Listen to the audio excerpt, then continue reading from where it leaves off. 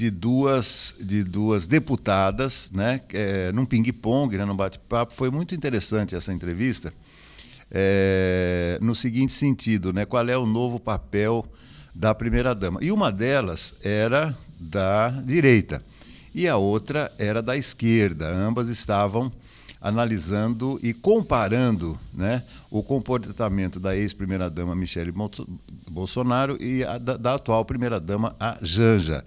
E claro que houve um embate mais acalorado entre elas, né, porque aquela que defendia a Michele falou das ações sociais, né, da ex-primeira-dama e tal.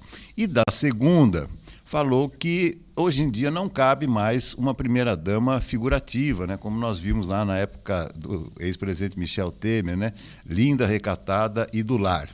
Então eu começo com você, Assis. Você acha que de fato mudou o perfil da atuação da primeira-dama, lembrando que, em função dos últimos acontecimentos, houve até digamos, uma espécie de regulação dos limites onde pode estar a primeira-dama. Começo com você, Assis, depois vamos ouvir o Cláudio. Olha, é nítido e notório que a atual primeira-dama ela assumiu um papel que é algo assim que a gente percebe, e os críticos estão aí para comprovar o que eu estou dizendo, uma pessoa que quer mostrar presença, não só nas viagens internacionais, que ela gosta muito, mas também como eventos ou uma certa influência no governo do marido. Lembrando que primeira-dama é um cargo figurativo, ele não é remunerado e ele não tem essa representatividade em ocasiões especiais, a não ser como sendo uma pessoa que está ali cumprindo o protocolo. Inclusive, nós tivemos um exemplo como a importância de uma primeira-dama, pelo menos em outros países, no caso do Macron, que eu não vou repetir aqui. Tornou-se um assunto, uma repercussão mundial por conta daquele tapa que o presidente da França estava descendo em determinado lugar e as câmeras acabaram flagrando uma briguinha. Mas vamos voltar aqui para o Brasil.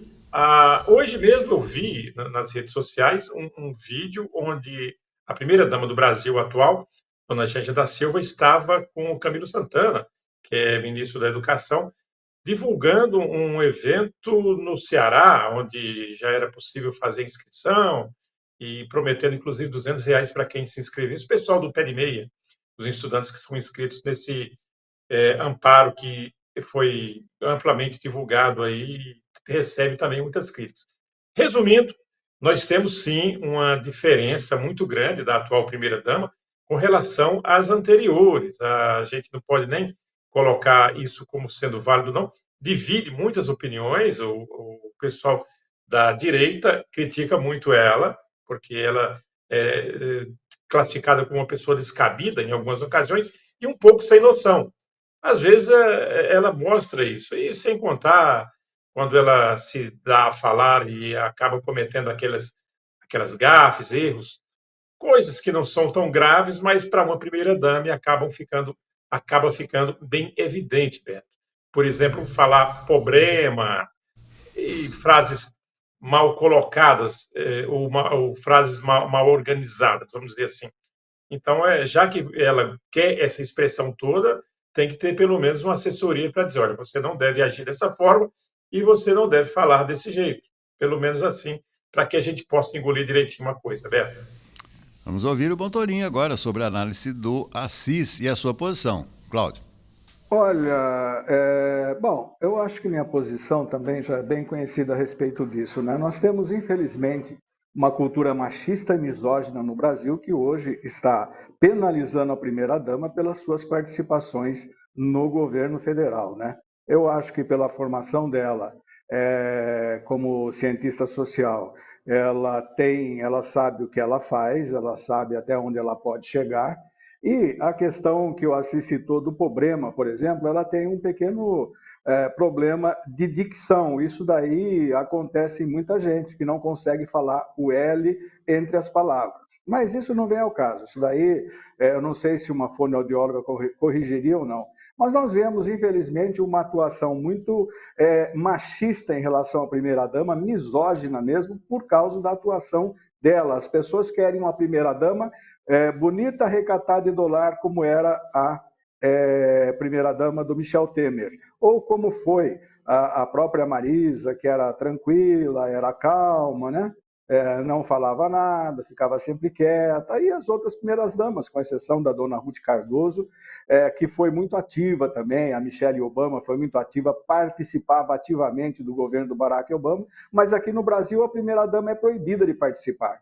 A crítica acha que ela não tem que participar, acha que ela não tem que falar, embora o cargo não seja um cargo de decisão, eu acho que ela tem que falar, sim, ela tem que falar, ela não pode ser submissa. Como aconteceu ontem com a ministra do Meio Ambiente, Marina Silva, que foi vergonhosamente e covardemente desrespeitada por 2 senadores da República durante um evento em que ela foi convidada a participar e se retirou, porque um desses senadores, o tucano Marcos Valério, lá do Norte, disse que não respeitava a ministra enquanto ministra e respeitava enquanto mulher. Ora, se ele respeita enquanto mulher, ele deve respeitar enquanto ministra também. Eu penso que dessa forma é preciso que nós tenhamos uma consciência de que nós estamos vivendo um momento diferente e não podemos mais aceitar que isso aconteça. Colocar a mulher em segundo plano. Infelizmente, as jornalistas mulheres estão fazendo a mesma coisa. Imagine uma mulher ser misógina. E está acontecendo isso com muitas jornalistas da Globo em relação à Janja, com muitas jornalistas em relação à Janja e outras jornalistas em relação e jornalistas homens também, né? Quanto a Michele Bolsonaro é uma boneca que fica à vontade e única e exclusiva do Bolsonaro. Ela serve para fazer o quê? Para falar de religião, para falar de evangelismo, ela está aparecendo na propaganda política agora, né? Então, eu acho que ambas, no caso, tanto a Janja quanto ela, são penalizadas pelas críticas, porque elas atuam. E é preciso que se pense nisso. Uma mulher hoje não pode mais ficar atrás do homem apenas embelezando a sua vida. Ela tem que participar na vida do homem e vice-versa.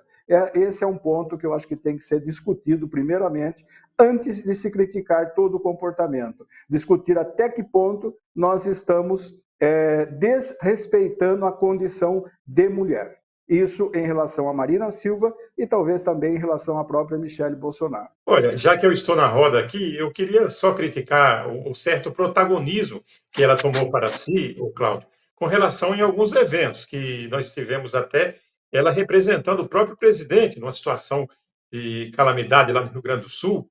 A gente esperava a visita do presidente ou do vice-presidente, mas quem foi lá? A primeira-dama.